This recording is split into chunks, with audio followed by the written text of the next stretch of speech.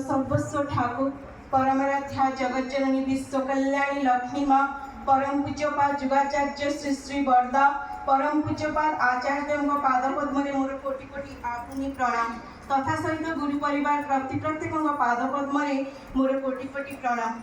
आज पवित्र मातृ सम्मेलन में परिचालना करुवा मोर श्रद्धेय परिचारिका माँ उपस्थित भक्तिमती मातृमंडली स्नेहर छोट छोट पिलामाने गुरुभ्राता मंडली साधु सज्जन मंडली समस्त को मो अंतरर राव जय गुरु भालवासा जनाए।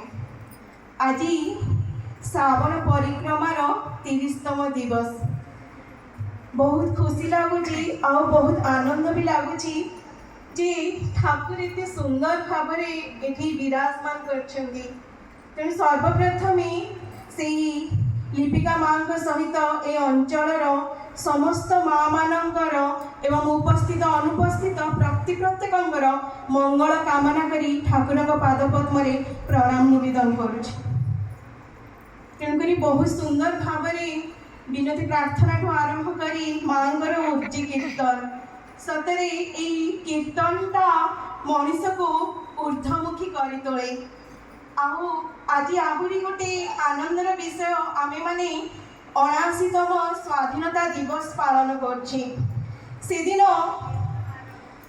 देशबंधु चित्तरंजन दास ठाकुर पाखु जाइछन्ती आउ ठाकुर को प्रश्न करुछन्ती एई स्वाधीनतार विषय रे। सेतेबेल को भारतवर्ष स्वाधीनता लाभ करनथिला इंग्लिश मान कबल रे थिला।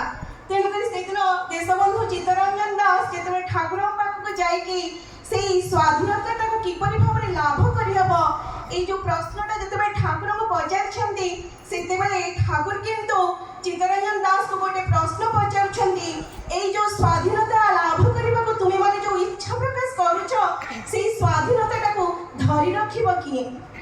तो ठाकुर कहते से मनीष प्रथमे तैयारी कर। तेणुक आज समाज रे सबुठारु